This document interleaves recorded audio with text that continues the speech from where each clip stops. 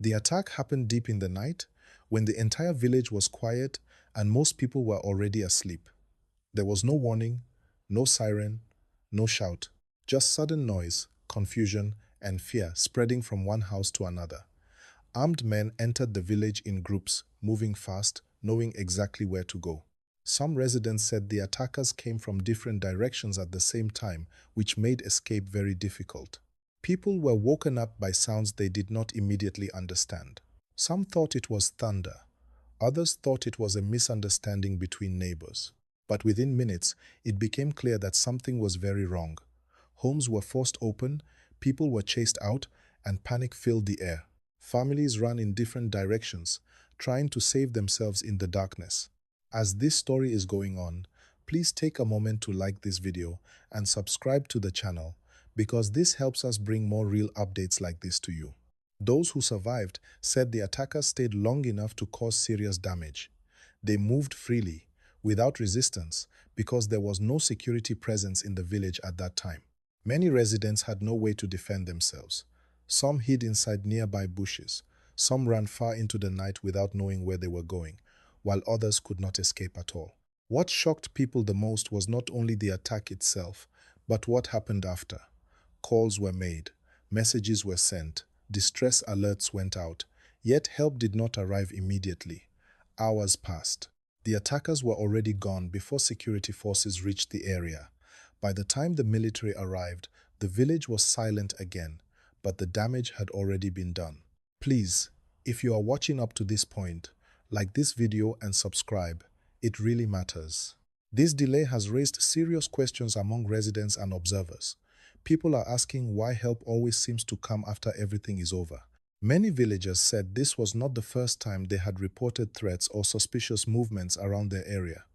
Some said they had been living in fear for weeks before the attack finally happened. The survivors described returning to destroyed homes, missing family members, and a community completely shaken. Parents searched for their children. Children cried for parents they could not find. The night left behind a pain that words cannot fully explain. For many, life will never return to what it was before that night. Stories like this are becoming too common. Villages are attacked at night because that is when people are most vulnerable. Darkness gives cover, and response time becomes slower. Criminal groups understand this very well, and they use it to their advantage. They strike fast, then disappear before any serious resistance can arrive. As you are listening, please remember to like this video and subscribe to the channel so you do not miss important updates like this.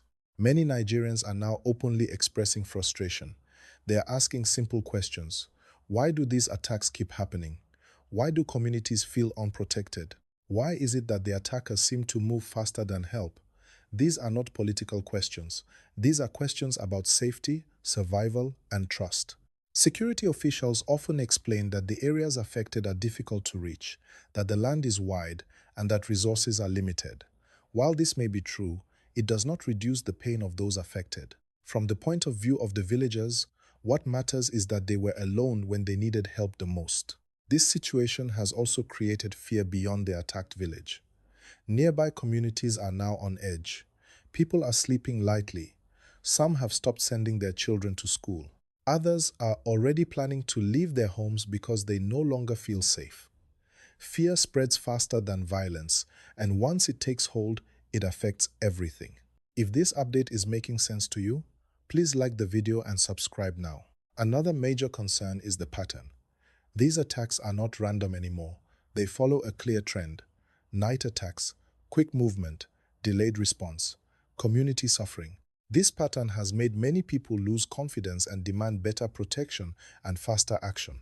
Community leaders have continued to call for stronger presence of security forces, better communication, and faster response systems. They believe that if help can arrive earlier, many lives can be saved.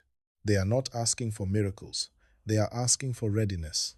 Families who lost loved ones are now left with grief and unanswered questions. Some are asking if their community was forgotten. Others are asking if warning signs were ignored. These questions remain heavy, and for now, there are no clear answers. Please, before we go further, like this video and subscribe. It helps the message reach more people. The bigger issue here is not just one attack. It is the growing feeling of insecurity across many rural areas. When people feel unsafe in their homes, it affects the entire nation.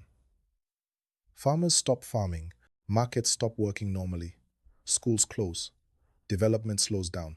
Experts have warned that security is not only about weapons and uniforms, it is also about trust, presence, and early action. When communities feel protected, criminals find it harder to operate.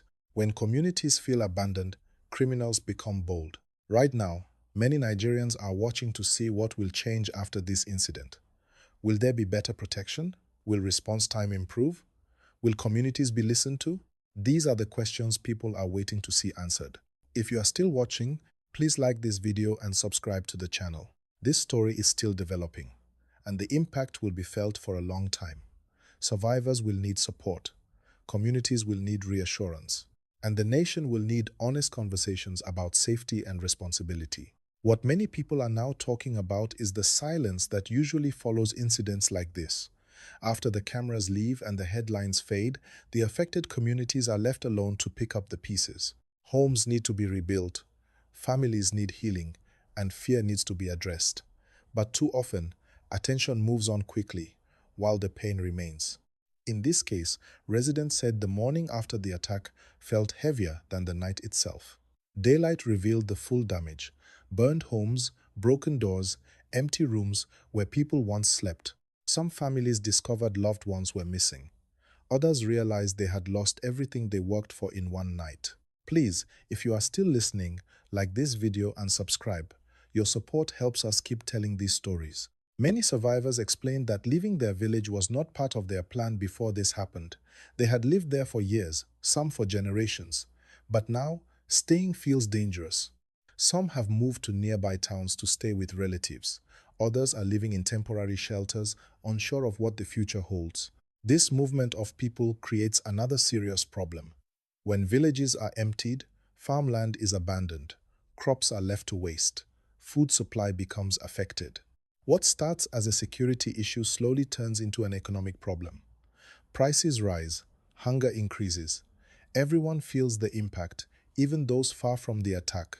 Security analysts often say that criminal groups benefit when fear spreads faster than protection. Once people believe help will not come in time, panic takes over. Communities stop trusting systems. Some begin to consider defending themselves, which can create more danger and confusion. As you're following this story, please like the video and subscribe now. Another issue people are raising is communication. During the attack, many residents tried to call for help. Some calls did not go through. Others were answered too late.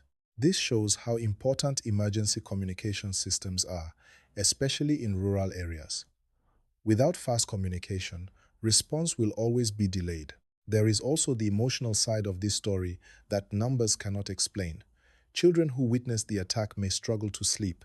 Parents may constantly fear the sound of footsteps at night. Trauma does not end when the attackers leave. It stays in the mind.